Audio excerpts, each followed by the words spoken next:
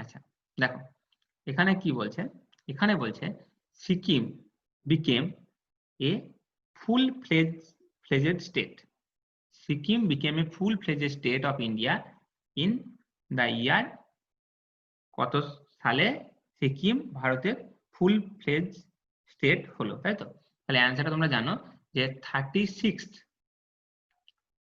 Constitutional amendment act 1975, তাই তো? 1975 এটাতে সিকিম ফুল ফ্লেজেড স্টেট হলো। আচ্ছা এর আগে, এর ঠিক আগের অ্যামেন্ডমেন্ট যদি তুমি দেখো 35th কনস্টিটিউশনাল অ্যামেন্ডমেন্ট অ্যাক্ট 1974 যদি তুমি ভালো করে দেখো, তাহলে এখানে সিকিম কি স্টেট ছিল ইন্ডিয়ায়? অ্যাসোসিয়েট স্টেট, তাই তো? সিকিম কি ছিল? অ্যাসোসিয়েট স্টেট ছিল।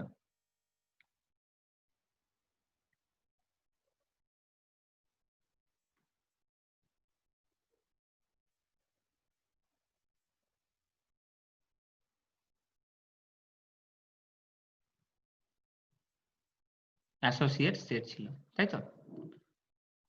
এটা হচ্ছে 35th অ্যামেন্ডমেন্ট 1947 অ্যাসোসিয়েট স্টেট। তারপরের বছরই তোমার 36th অ্যামেন্ডমেন্টের ফলে 1975-এ সিকিম ফুল ফ্লেজেড স্টেট হয়ে গেল ইন্ডিয়া, তাই তো? আচ্ছা যখন সিকিম এই ফুল ফ্লেজেড স্টেট হলো 1975-এ, তখন এটা ভারতের কততম স্টেট ছিল? এটা হচ্ছে 22nd, তাই তো? 22তম স্টেট ছিল সিকিম সেই সময় আর কি, ঠিক আছে? সেই সময় ছিল, ঠিক আছে। চলো নেক্সট কোশ্চেন। আচ্ছা দেখো এখানে বলেছে which is the first linguistic state of India. আচ্ছা তো এটা তোমরা জানো যে 1953-তে অক্টোবর মাসে গভর্নমেন্ট অফ ইন্ডিয়া কিছুটা বাধ্য হয়েই লিঙ্গুইস্টিক বেসিসে একটা স্টেট বানাতে বাধ্য হয়েছিল, যেটা তোমার তখন যে মাদ্রাস স্টেট ছিল, হ্যাঁ সেখানে যে তেলেগু স্পিকিং পপুলেশন ছিল, একটা পার্টে তেলেগু স্পিকিং পপুলেশন ছিল, হ্যাঁ এই মাদ্রাস স্টেট থেকে তেলেগু স্পিকিং পপুলেশনটাকে আলাদা করে নিয়ে তোমাকে একটা স্টেট বানাতে হয়েছিল আলাদা করে। সেই স্টেটটা হচ্ছে অন্ধ্র স্টেট, তাই তো? এটা হচ্ছে তোমার অন্ধ্র স্টেট। এটা হচ্ছে তোমার 1953-তে 1953-তে বানাতে হয়েছিল on the basis of language, ঠিক আছে? প্রথম লিঙ্গুইস্টিক স্টেট বানাতে বাধ্য হয়েছিল গভর্নমেন্ট অফ ইন্ডিয়া, ঠিক আছে? কিছুটা হলেও এই অনেক আন্দোলন হয়েছিল, অনেক ব্যাপার ছিল তখন, জানো নিশ্চয় তোমরা সবাই।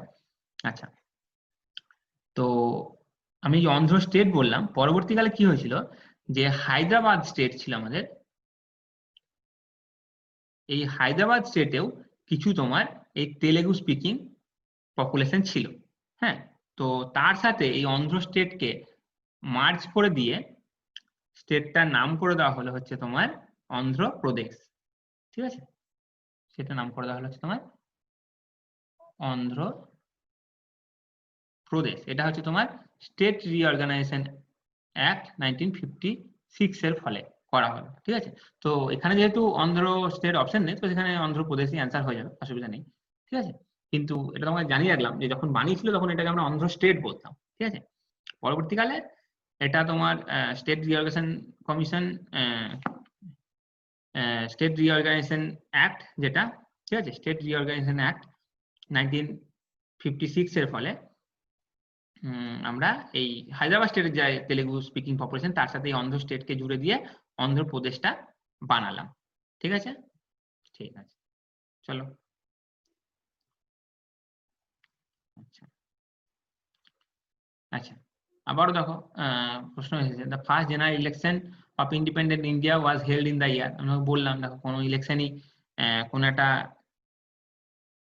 পার্টিকুলার দিনে তো হয় না, কোনো একটা লোকসভার যদি তুমি ইলেকশন দেখো, জেনারেল ইলেকশন দেখো, এটা গোটা দেশ জুড়ে হয়, এতগুলো সিট থাকে, তো সেক্ষেত্রে একদিনে হয় না। তো সবাই দেখবে বিভিন্ন ফেজে হয়, 5 ফেজে 7 ফেজে, এরকম বিভিন্ন ফেজে ইলেকশন হয়, অনেকগুলো ফেজে। তো যদি প্রথম জেনারেল ইলেকশন দেখো সেটা তোমার 1951 স্টার্ট হয়েছিল, সম্ভবত অক্টোবর মাসের দিকে স্টার্ট হয়েছিল, অক্টোবর নভেম্বরের দিকে। তো এটা 1952 অব্দি গেছিল, বিভিন্ন ফেজে হয়েছিল ভোট। তো রেঞ্জটা হচ্ছে 1951 থেকে 52। তো এক্ষেত্রে দুটোই অপশন আছে, তো কোনটা চুজ করবে এটা তোমার ব্যাপার, ঠিক আছে? এটা এক্সামে হলে তোমাকে কল নিতে হবে, এটা কি করবে, ঠিক আছে? আমি তোমাকে বলে দিলাম এটা। আচ্ছা দেখো article 370 of the constitution of India is, ঠিক আছে, এটা তো ইজ অ্যাপ্লিকেবল ইন, এটা ইজ হবে না এখন আর, তাই তো, এটা এখন ওয়াজ হয়ে গেছে, তাই তো। এটা 2019 সালে তুমি যদি দেখো যে এটা তো এখন 2019 সালে কি হলো না, তো আর্টিকেল 370 কি করা হলো, অ্যাব্রোগেশন করা হলো, ঠিক আছে, অ্যাব্রোগেশন অফ আর্টিকেল 370 হয়ে গেছে। তাহলে স্পেশাল স্ট্যাটাস আর নেই, তাই তো, আর্টিকেল 370 আর নেই, যেটা হচ্ছে তোমার Jammu and Kashmir reorganisation act 2019, তাই তো, Jammu and Kashmir reorganisation act 2019 এর ফলে এটা তোমার আর্টিকেল 370 এখন অ্যাব্রোগেট করা হয়েছে। বাট এটা যদি বলে কোন স্টেটের জন্য এটা ছিল, স্টেটের জন্য যেটা ছিল সেটা হচ্ছে জম্মু অ্যান্ড কাশ্মীর। চলো আচ্ছা দেখো, the protection of woman from domestic violence act is applicable to all states and union territories except, তো এটা ওই সেম কোশ্চেনই বলতে পারো, যে এটা কোথায় মানে আগে তো ওদের জন্য আলাদা কনস্টিটিউশন ছিল জম্মু অ্যান্ড কাশ্মীর আর্টিকেল 370 এর ফলে, তো সেই জন্য এটা ওখানে অ্যাপ্লিকেবল ছিল না, বাট এখন তো এটা তোমার অ্যাব্রোগেট করা হয়ে গেছে, তো এখন আর এটা নয়, এখন ভারতের সমস্ত লই ওখানে অ্যাপ্লিকেবল হবে, তাই তো। কিন্তু তুমি একটা জিনিস দেখতে পাচ্ছ, এটা 2005 এর, এটা পরীক্ষা এসেছে 2007, তার মানে এই ইন্ডিয়ান পলিটি থেকে যেসব প্রশ্ন আসে, তো তার সঙ্গে কিন্তু কারেন্ট অ্যাফেয়ার্সটা অনেক সময় লিঙ্ক করে দেয়, যে একটা রিসেন্ট নিউজে থাকছে বা যেটা পার্লামেন্ট পাস করলো, তো তুমি যদি নিউজটা সবসময় দেখতে থাকো কনস্ট্যান্টলি, হ্যাঁ নিউজটা শোনো, টাচে থাকো নিউজে, তাহলে কিন্তু এক দুটো প্রশ্ন তুমি কিন্তু নিউজ থেকেই করতে পারবে, হ্যাঁ নিউজের সঙ্গে লিঙ্ক করে, কারেন্ট অ্যাফেয়ার্সের সঙ্গে লিঙ্ক করে কোনো একটা প্রশ্ন দিয়ে দেবে হয়তো, ঠিক আছে। এটা প্রত্যেকবারই দু একটা করে কোশ্চেন তুমি দেখতে পাবে যে মোটামুটি দিয়েই দেয়, ঠিক আছে। আচ্ছা তো আচ্ছা এবার পরের প্রশ্ন দেখো।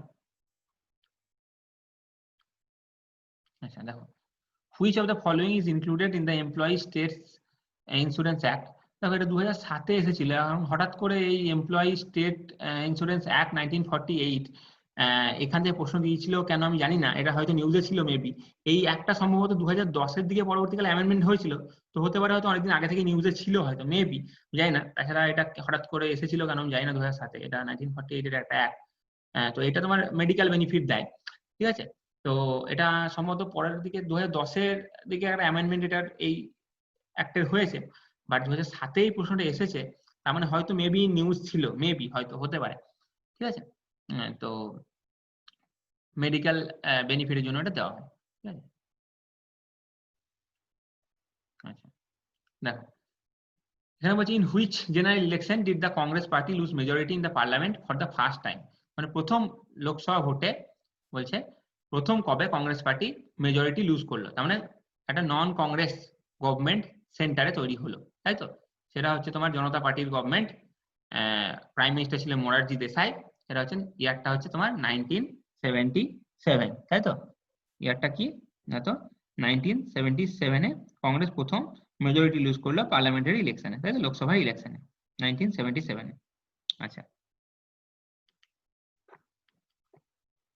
তো চলো দেখা যাক পরের প্রশ্ন। আচ্ছা এই প্রশ্নটা দেখো কি বলছে, এই প্রশ্নটা বলছে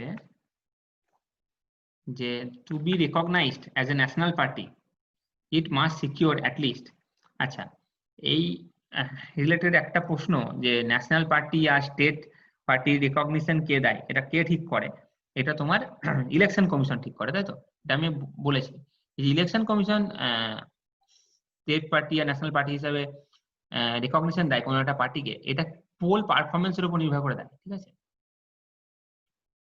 পোল পারফরমেন্সের উপর নির্ভর করে দেয়।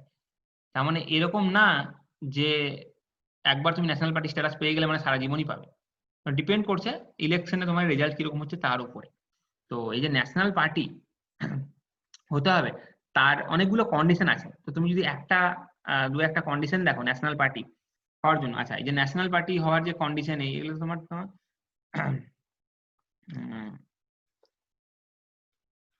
ঠিক আছে। তো এই যে তোমার ন্যাশনাল পার্টি বা স্টেট পার্টি যেগুলো আছে সেইগুলো হওয়ার তুমি যদি দেখো মানে তো মানে কোথায় এটা লেখা আছে বা কিছু, সেটা হচ্ছে তোমার আরওপি অ্যাক্টে লেখা আছে, তাই তো 1951 representation of the people's act 1951 এর তুমি যদি সেকশন 6B দেখো, তাহলে ওখানে তুমি পেয়ে যাবে যে যদি কোনো একটা পার্টি 6% ভ্যালিড ভোট পায়, এটা ভোট পোল হয়েছে, সেই যেটা ভোট ভ্যালিড ভোট পোল হয়েছে তার যদি 6% কোন একটা পার্টি পায় 4টে স্টেটে বা 4টে স্টেটের বেশি স্টেটে, মানে 4 or more than 4 স্টেটে, যদি একটা পার্টি ভ্যালিড ভোট যত পোল হয়েছে তার 6% পায় 4টে স্টেট বা তার বেশি স্টেট মিলে, ঠিক আছে? এটা কিসে হতে পারে? লোকসভা ইলেকশনে হতে পারে অথবা স্টেট লেজিসলেটিভ অ্যাসেম্বলির ইলেকশনেও হতে পারে, ঠিক আছে? আর এর ইন অ্যাডিশন টু দিস কি করতে হবে, আর 4টে সিটও পেতে হবে, ঠিক আছে? ইন অ্যাডিশন টু দিস 4টে সিট পেতে হবে, হ্যাঁ, কিসে না তো লোকসভায় কোনো একটা পার্টিকুলার স্টেট থেকে বা একের বেশি স্টেট থেকে, বোঝা গেল? তাহলে আরেকবার বলছি, ধরো যতগুলো ভোট পোল হয়েছে সেই টোটাল ভ্যালিড ভোট যত পোল হয়েছে তার 6% পেতে হবে, তাই তো? কতগুলো স্টেটে? 4টে বা তার বেশি স্টেটে পেতে হবে, ঠিক আছে?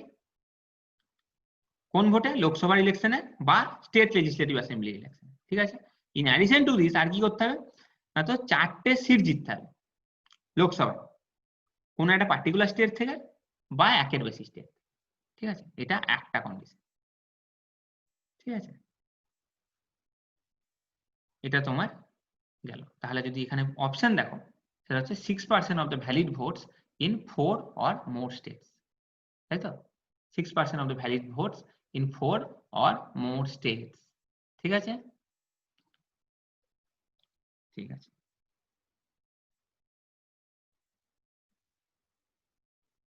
তো এই যে আমি এটা বললাম, এটা তোমার 2008-এ এসেছিল। তো আমি যে এটা তোমাকে স্ট্যাটাসটা বললাম, এটা কারেন্ট স্ট্যাটাস আর কি, 2019-এর স্ট্যাটাস বললাম, ঠিক আছে?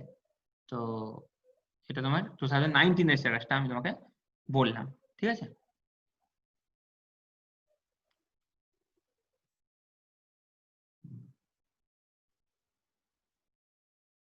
চলো,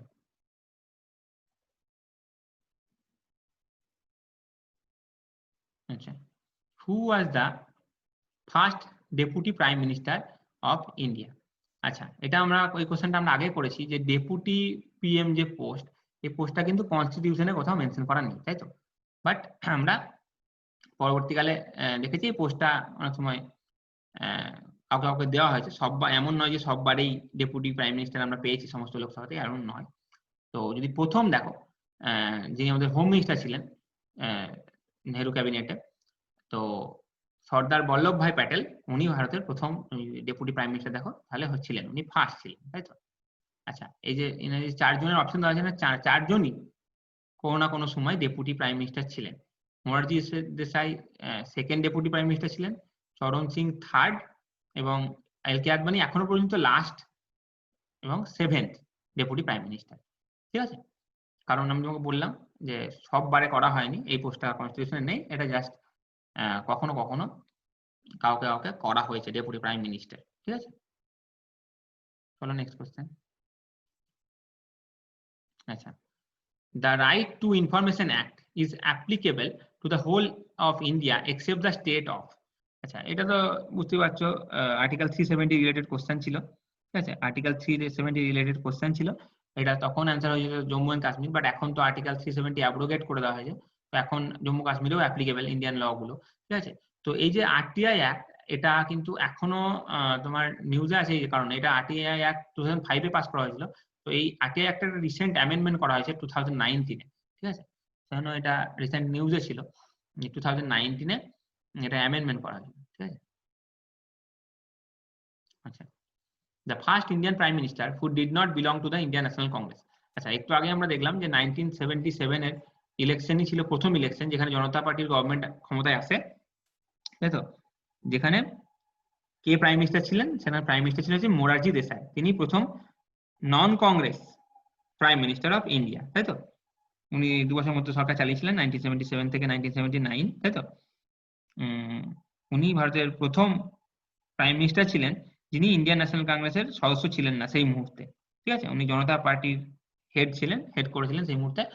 তো পার্টি যদি জিজ্ঞেস করা হয় Janata party led government, prime minister হলে মোরারজি দেশাই, ঠিক আছে। চলো নেক্সট কোশ্চেন। আচ্ছা দেখো, দেখো এখানে 6th schedule of the constitution of India contains provisions for, আমি তো আমাকে বলেই দিলাম যে অরিজিনাল কনস্টিটিউশনে 8টা শিডিউল ছিল, পরবর্তীকালে আরো 4টে অ্যাড হয়ে 12টা হয়েছে। প্রত্যেকটা শিডিউলে কোনটায় কি সেটা আমি প্রথমেই আলোচনা করেছি, ঠিক আছে। তো আর আমি বলছি না, এবং কবে কবে এই 4টে অ্যাড হলো নতুনগুলো সেগুলোও বলেছি। তো 5th আর 6th শিডিউল অলমোস্ট সেম, শুধু 6th শিডিউল যেটা হচ্ছে administration of tribal areas in the state of, 4টে স্টেট, তাই তো, 4টে স্টেট। তো 4টে স্টেট কি কি ছিল আমি তোমাকে বলেছিলাম, যে যে 4টে স্টেটের কথা, সেটা হচ্ছে তোমার একটা তো অবশ্যই আসাম ছিল, আর একটা কি ছিল, আর একটা তোমার মেঘালয় ছিল, আর একটা ছিল মিজোরাম ছিল, আর একটা এখানে দেয়নি, সেটা হচ্ছে তোমার ত্রিপুরা, তাই তো।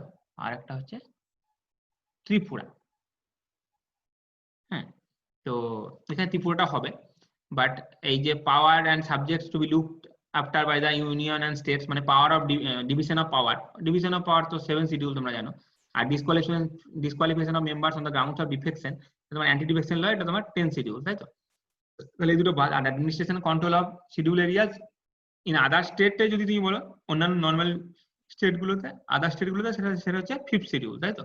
আর যদি স্পেশালি এই 4টে স্টেটের জন্য বলো, আসাম, মেঘালয়, ত্রিপুরা আর মিজোরাম, তাহলে সেটা হয়ে যাচ্ছে তোমার 6th শিডিউল, তাই তো। তাহলে এখানে 6th শিডিউলটা জিজ্ঞেস করেছে, তাহলে এটা অ্যান্সার হয়ে যাবে।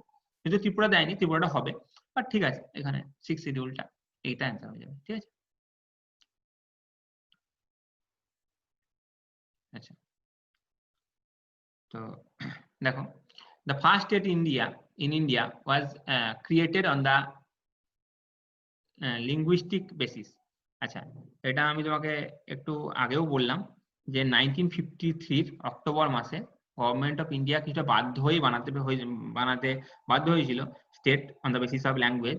যে যে আমাদের মাদ্রাস স্টেট ছিল, এই মাদ্রাস স্টেট থেকে যে তেলেগু স্পিকিং পপুলেশন ছিল, তাই তো, তেলেগু স্পিকিং এরিয়া ছিল, সেটাকে আলাদা করে নিয়ে কি স্টেট বানাতে হয়েছিল, না তো অন্ধ্র স্টেট বানাতে হয়েছিল, তাই তো, অন্ধ্র স্টেট বানাতে হয়েছিল।